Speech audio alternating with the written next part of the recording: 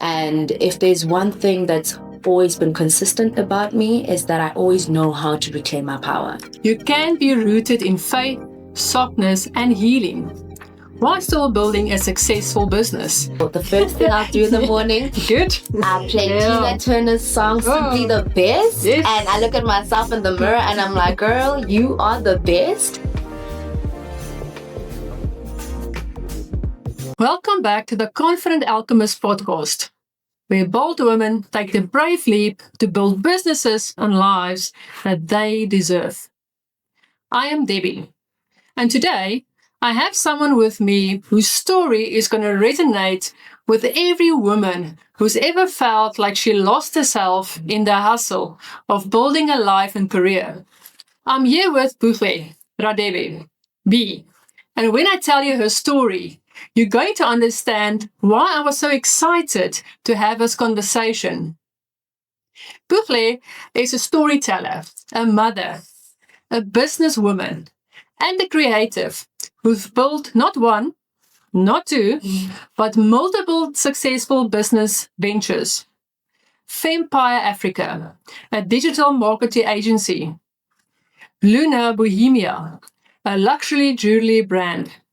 And Ask a Mom, a community for mothers. Here's what makes B's story so powerful. She's also the author of Getting Your Pink Back, a guide that gently leads women back to themselves through community, motherhood, and faith. And the title? It comes from her own journey of losing herself and finding her way back to joy, mental clarity, and emotional well-being. What I love about B's story is that it's not just about building a successful business. It's about a woman who learned how to reclaim her softness, her radiance, and her authentic self while building an empire. She's proven that you can be rooted in faith and healing while also being a fierce businesswoman. I'm excited to dive into B's journey. How she lost her pink, how she found it again, and now how she's helping other women to do the same. B, welcome to the show. Thank you. I'm so excited to hear about your journey to getting your pink back. Yes. Thank you so much. I appreciate that. I think that introduction was amazing because who is that? Let's dive in. Yes. Let's start with the concept that's at the heart of your work. Mm-hmm. Getting your pink back. This isn't just a catchy title. Mm-hmm. It comes from personal experience of losing yourself. Yes. Take me back to that time when you realized you had lost your pink, your joy, your softness, your authentic self. What did it look like? And what was the moment that you realized something had to change? Ooh, that question, it gives me goosebumps because I remember that day very vividly. It's about 4 to 5 years ago, 6 maybe. And I found myself in a place, in a relationship that the whole system was just not feeding into who I am and who I'm meant to be. I remember I looked at myself in the mirror one day and I was like, B, you're no longer living. You're just functioning. You're no longer thriving. You're literally just surviving.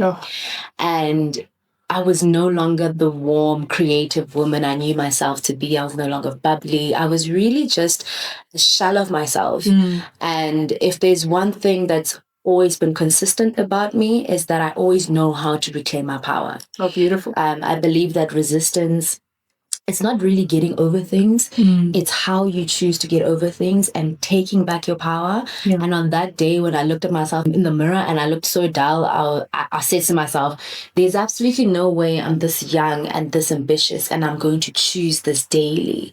So that day I chose myself. Beautiful. And anything else that was in the way, I shut it out. And I did the work that I had to do to get my pink back. Oh, that is so beautiful. So for our listeners listening, what do you think is that first step in actually recognizing that your soul wants more, that your soul craves more, and then how to take that first step to actually listening to your soul?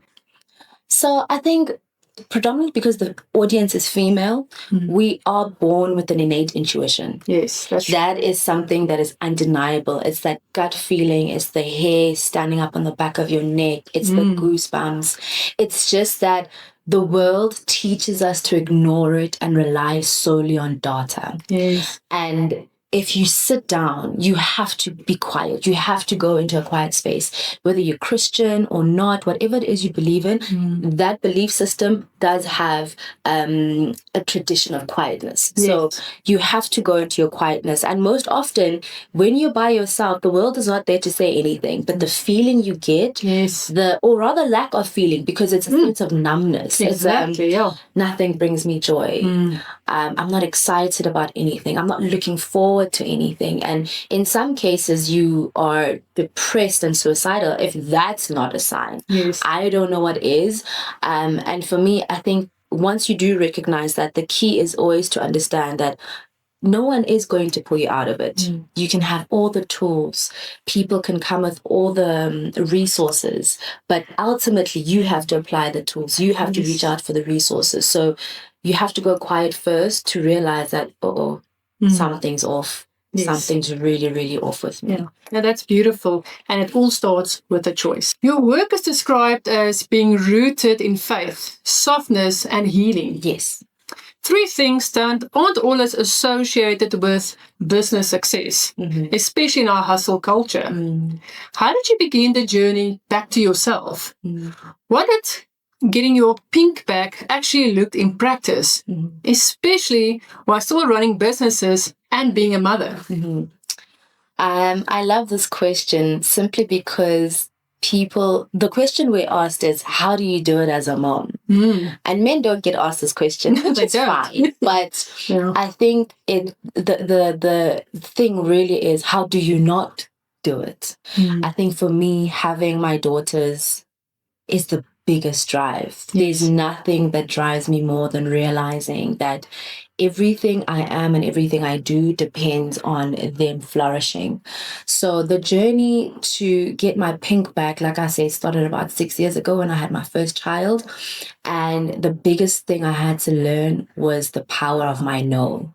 Oh, beautiful. And it was such a shaky journey. The journey of boundaries is always shaky. Even if you've been having boundaries for years, I had to have my boundaries yesterday, and I was like, she's such a nice person, but I have to say, no, I can't do this thing because I'm so tired. And that's really what it is. For me, having my boundaries, knowing that my no is no and not changing it.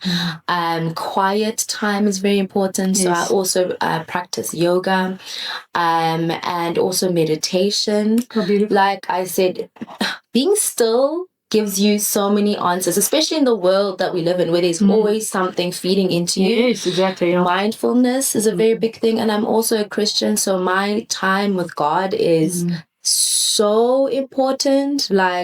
And I think the more I've grown and I've had 2 kids now, it's even more essential for me to wake up at 5 and have my time with God. Beautiful. And I think the best thing about that is my partner also allows this and facilitates. So we do Bible study together. So we don't start the day without that practice. Beautiful. Yeah. And another practice is dancing. So the first thing I'll do in the morning, Good. I play Tina Turner's song, Simply the Best. Yes. And I look at myself in the mirror and I'm like, girl, you are the best. Yes. And it's that simple. It's really that simple. Yes, exactly. You've built 3 distinctive businesses: Fempire Africa in digital marketing, the Luna Bohemia in luxury jewelry, and the Ask the Mom as a community space. Yeah. That's incredible diversification. How do you manage multiple ventures while maintaining your commitment to softness and healing? How do each of these businesses reflect different aspects of who you are? Debbie, all your questions, 10 out of 10. Beautiful. So I'll start with Empire Africa.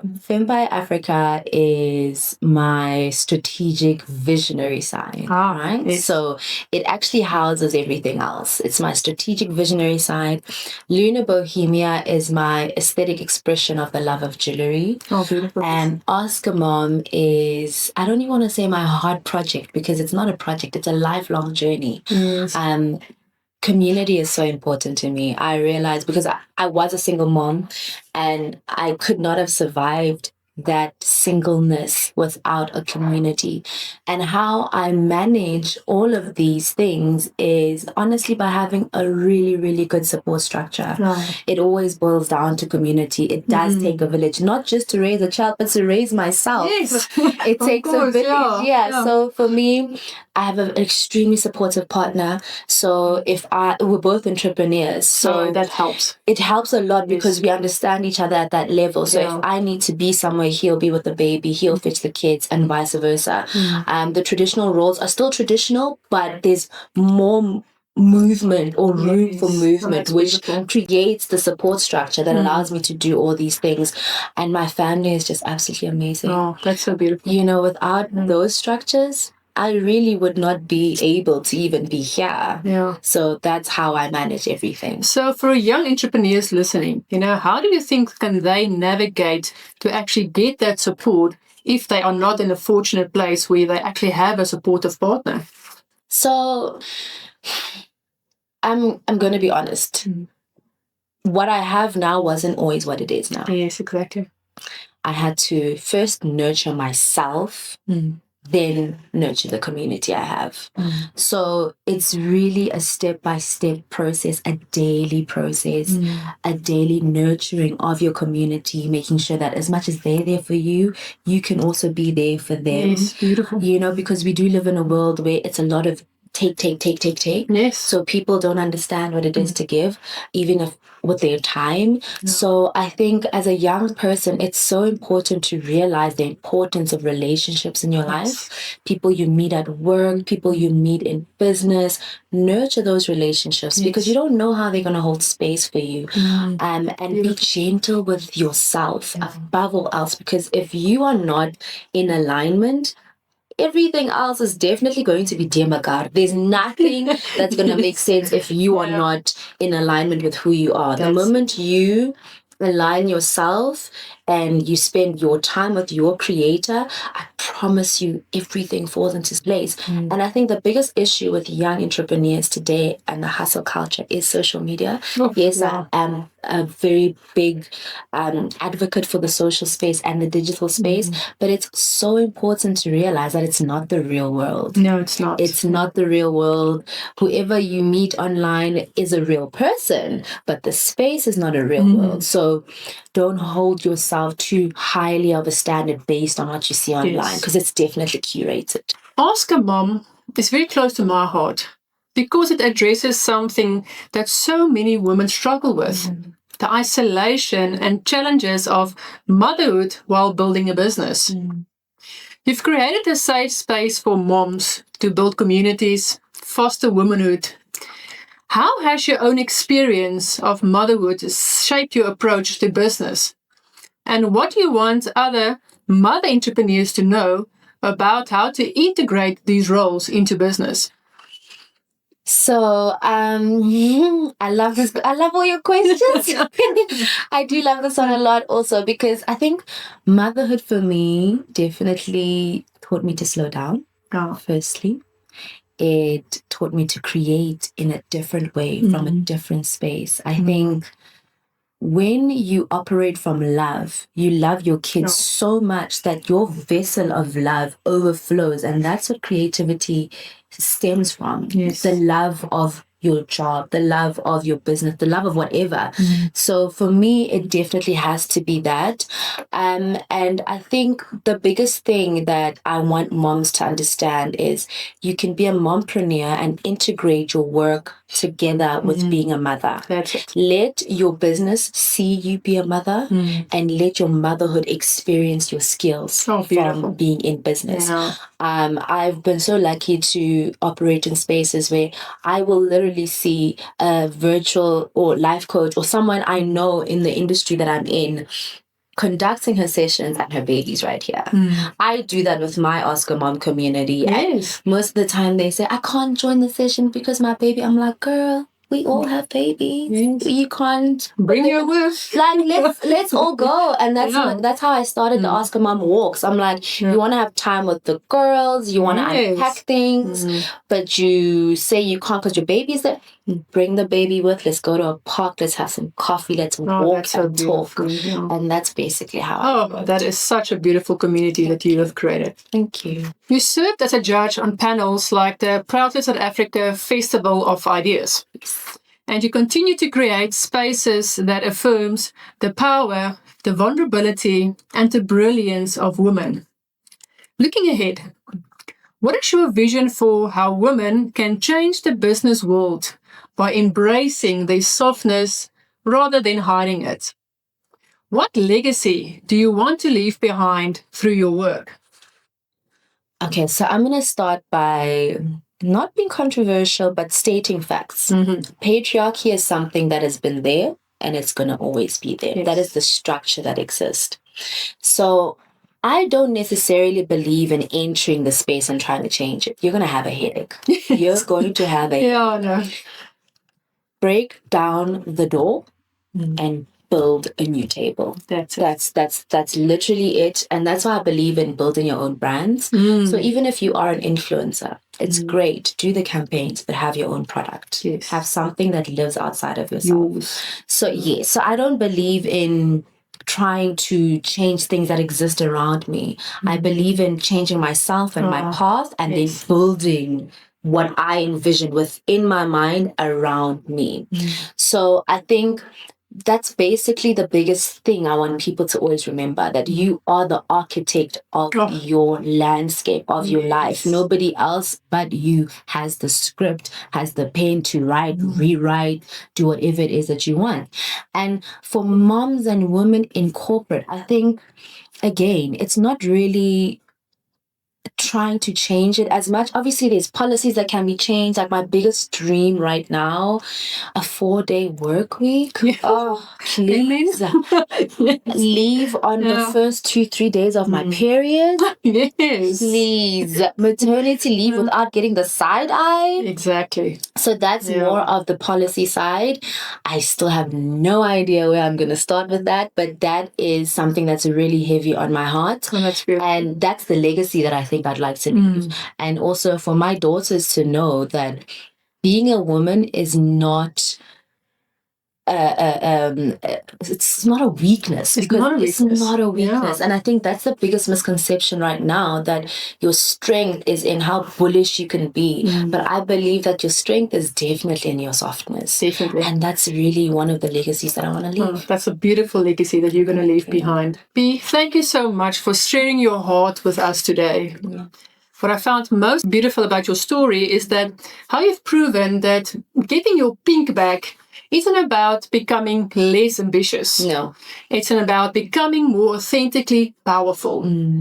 Listeners, I hope this story has given you permission to embrace all parts of yourself.